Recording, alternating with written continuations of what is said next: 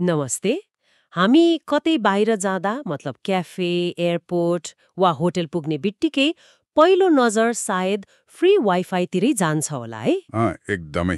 यो त आजकल कस्तो बानी नै परिसक्यो नि, सजिलो पनि भयो। हो नि, तर यही सजिलोपनाभित्र एउटा लुकेको खतरा पनि छ कि जस्तो देखियो है केही रिपोर्टहरू हेर्दा।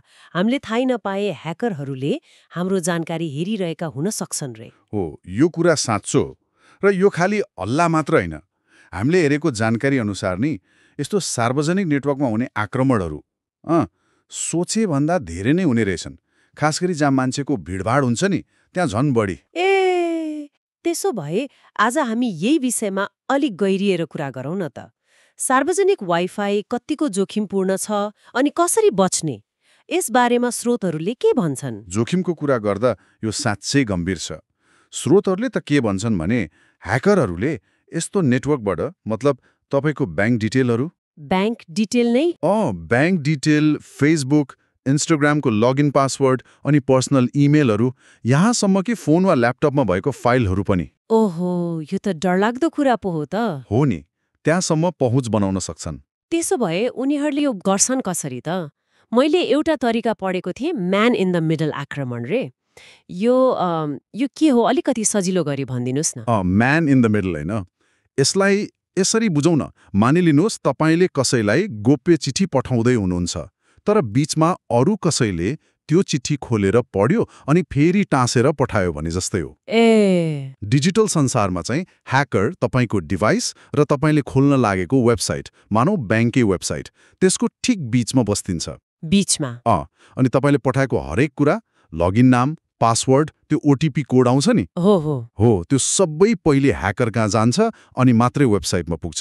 तपाईँलाई त केही थाहै हुन्न। मतलब हामीले सिधै वेबसाइट चलाए जस्तो लाग्ने, तर बीचमा अरू नै कोही छ। बाफ्रे। ठ्याक्कै। अनि अर्को एउटा तरिका पनि थियो नि, नक्कली वाइफाई नेटवर्क बनाउने, त्यो झन् कस्तो हो? हो, यो झन् चलाकीपूर्ण तरिका हो। ह्याकरहरूले के गर्छन् भने सक्कली जस्तै सुनिने नाम राखेर, जस्तै एयरपोर्ट फ्री वाइफाई वा क्याफे गेस्ट फ्री, यस्तै केही देखिराखेकै नाम जस्तो। हो, त्यस्तै नाम राखेर नक्कली असुरक्षित नेटवर्क बनाउँछन्। अनि कोही झुक्किएर त्यसमा कनेक्ट भयो कि त्यो मान्छे सिधै ह्याकरको जालमा पर्यो। अनि के हुन्छ त कनेक्ट भएपछि? त्यसपछि त ह्याकरले तपाईँले कुन साइट खोल्नुभयो, के टाइप गर्नुभयो, सबै कुरा हेर्न सक्छ। एउटा अध्ययनले त के देखाएको छ भने यस्ता नक्कली नेटवर्कहरू खास गरी टुरिस्ट धेरै जाने ठाउँहरूमा बढी भेटिन्छन् रे। ए हो र? ल अब यस्तो खतरा रहेछ भने त जोगिने उपाय पनि जान्नै पर्यो। स्रोतहरूले केही उपायहरू त सुझाएका छन्। पहिलो र सायद सबैभन्दा महत्त्वपूर्ण चाहिँ VPN को प्रयोग होइन त? बिल्कुल।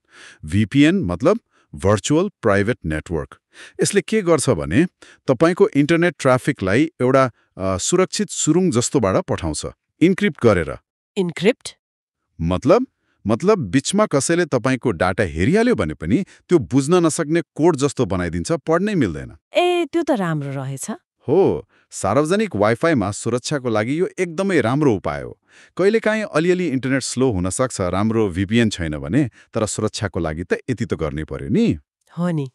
दोस्रो उपाय पनि एकदमै व्यावहारिक लाग्यो। सार्वजनिक वाइफाई चलाउँदा संवेदनशील काम जस्तै अनलाइन ब्याङ्किङ वा किनमेल त्यो नगर्ने।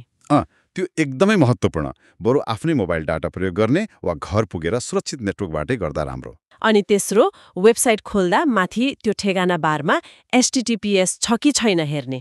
अनि त्यो सानो तालचाको चिन्ह पनि। हो, त्यो S को मतलब सेक्योर हो। यसले तपाईँको ब्राउजर र वेबसाइट बीचको कनेक्सन इन्क्रिप्टेड छ भन्ने ग्यारेन्टी दिन्छ। आजकल धेरैमा हुन्छ, तर एकचोटि हेर्दा राम्रो। ठिक हो। अनि चौथो चाहिँ फोन वा ल्यापटपमा त्यो वाइफाई आफै कनेक्ट हुने, अटो कनेक्ट फिचर बन्द गर्ने। यो पनि एकदमै, किनभने थाहै नपाई फोन नजिकैको कुनै खुला असुरक्षित नेटवर्कमा जोडिन सक्छ।